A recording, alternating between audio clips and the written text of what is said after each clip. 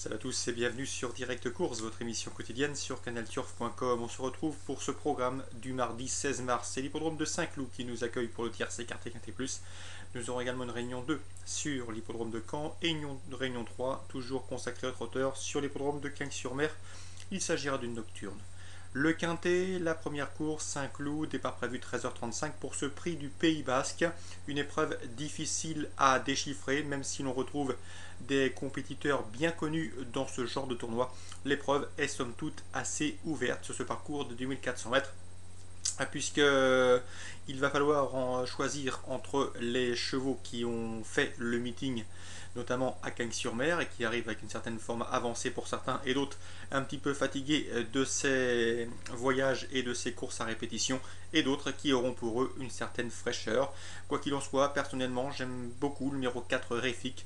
Avec lui le problème c'est qu'il faut attendre, c'est un redoutable finisseur, il faut donc lui souhaiter un bon parcours, mais faisons confiance à Dominique Boeuf pour en tirer la quintessence.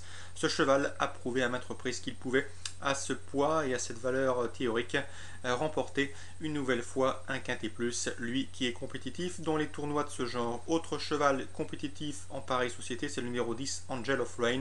Il ne faut pas le condamner sur ses récents échecs, il vaut mieux que cela. Lui aussi possède une belle expérience, je vous le disais, dans le quintet. 16 participations dans les événements pour déjà 8 places. Pas de victoire, mais 50% de réussite dans les 5 premiers pour ce pensionnaire de Robert Collet, qui sera confié pour l'occasion au très efficace Christophe Patrice Lemaire. Dans cette épreuve, les chances logiques sont également constituées du numéro 7, Storming Spirit, qui vient de prouver sa forme par une récente deuxième place. L'association Bernard Goudot, Olivier Pellier peut frapper fort. Le numéro 5 également, c'est Last Storm, qui reste sur un succès, même plusieurs succès.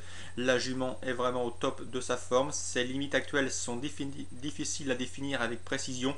Donc sur sa forme actuelle et sa condition physique et un bon numéro dans les stalles, elle mérite également un certain crédit. Mais je vous le répète, l'épreuve est ouverte. Pour plus de précision, n'hésitez pas à aller consulter l'analyse détaillée de Daniel Lahalle pour ce quintet.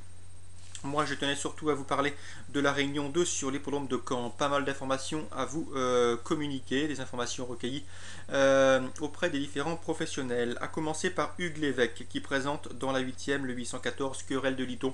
Il est confiant, l'épreuve est ouverte, avec un bon nombre de juments au départ, mais d'après lui, elle doit lutter pour les premières places. Il craignait beaucoup dans cette épreuve Kenna Josselin, le 817, mais attention, l'épreuve est ouverte. Querelle de Liton, la pensionnaire d'Hugues Lévesque, sera confiée à Franck Nivard. Son interview est disponible gratuitement dans la rubrique Canal Turf Radio.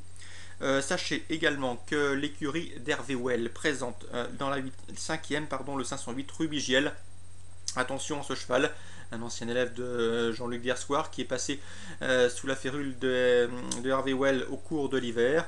Il n'a pas tardé à s'y mettre en évidence puisqu'il a épinglé 2 victoires acquises de surcroît sur des parcours donnés avec l'aide de l'Autostart. L'Autostart, il le retrouvera ce mardi à Caen, un exercice de vitesse qui lui convient à merveille. N'oubliez pas non plus qu'il a déjà vaincu et qu'il s'est imposé sur ce parcours dans une excellente réduction kilométrique. À mon avis, sa place est également sur le podium, même si dans cette épreuve nous avons la présence d'un certain Ravaillac, le 505, un cheval qui est tout simplement invaincu cette année et toujours présenté à bon escient par son mentor Bertrand de Folleville. Donc attention, dans la 5e, le 508 Ruby JL, je le pense capable de jouer un tout premier rôle. Il ne faut pas le condamner et le juger trop sévèrement sur sa dernière sortie. Ici, il va courir de manière plus offensive. Le 508 Ruby JL, son plus sérieux rival, le 505 Ravaillac, à la lecture des partants. Sachez également que nous aurons au cours de ce programme la présence du 411 Pavot de la Frette, un cheval qui a réalisé un meeting d'hiver tout à fait honorable, en enregistrant certes quelques échecs, mais en s'emparant également de bons podiums, 2 podiums, notamment un dans un quintet, dans un bon lot et dans un excellent style. Ici, le cheval de Franck Leblanc retrouve l'occasion de renouer avec le succès. En tout cas, l'opposition semble dans ses cordes. Le 411 Pavot de la Frette, également un pari intéressant pour les amateurs de jeux simples. Ensuite, sachez que j'ai pu voir la dernière course du 905 Toré Moto, pensionnaire de Louis Baudron, notamment sur les programmes de Caen. Ce jour-là, le cheval courait de probante manière. Un cheval qui s'était montré fautif en début de carrière, qui reste maintenant sur 2 places de deuxième intéressantes. Son jour est proche à mon avis, et pourquoi pas l'occasion de ce rendez-vous du mardi sur l'hippodrome de Caen. Son numéro, le 905. Dans cette épreuve, Il y a un élève également de la famille Provost, de Jacques Provost, qu'entraîne Jacques Provost, qui montre de belles choses à l'exercice, pourquoi pas pour un jumelé, dans cette 9e course et dernière de la Réunion 2 à Caen. Et on termine dans la Réunion 3 de Cagnes-sur-Mer avec quelques informations. Laurent Verva, avec lequel j'avais pu m'entretenir récemment, m'avait dit que Khalid Bouteau, le 217 en Réunion 3 à Cagnes, avait un bon engagement en fin d'hiver et en fin de meeting. C'est celui de ce mardi, un engagement idéal au plafond des gains. Elle pourrait bien terminer son meeting comme elle l'avait débuté, c'est-à-dire par une victoire. En effet, sa première course du meeting, elle l'avait remportée. Ensuite, avec dans des lots bien composés, elle s'est honorablement comportée ici. Elle trouve l'occasion de terminer son meeting par une très bonne note. C'est le 217, Réunion 3 à Cagnes. Petit mot également sur l'écurie Martens. Comme vous le savez, vous avez sans doute écouté les interviews de Vincent Martens qui étaient disponibles dimanche pour l'hippodrome de Cagnes-sur-Mer et lundi pour la Réunion de Marseille-Borelli. Eh bien, les frères Martens pourraient une nouvelle fois frapper très fort à l'occasion de cette nocturne à Cagnes. Ils pourront compter sur le 409 Remember, tout simplement invaincu cette année, lui qui s'est produit à 5 reprises au cours du meeting d'hiver pour enregistrer 4 séduisants succès. Donc attention à lui, le cheval n'a pas encore les gains en rapport avec son potentiel, il monte de catégorie, il pourrait le faire avec bonheur, le 409 Remember.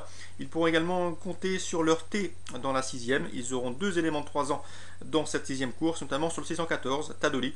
Je sais que cette pouliche progresse constamment et elle aussi, même si le but est avant tout de la faire progresser et qu'elle n'est pas encore venue et que le but est qu'elle apprenne son métier, elle peut jouer un tout premier rôle.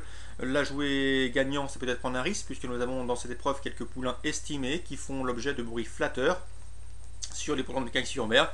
Mais attention, 614, Tadoli, malgré la présence des mâles, elle peut terminer sur le podium. En tout cas, c'est ce qu'on escompte Vincent Martens pour ce rendez-vous du mardi. Très bon jeu à tous, j'espère que vous avez pris bonne note de ces précisions.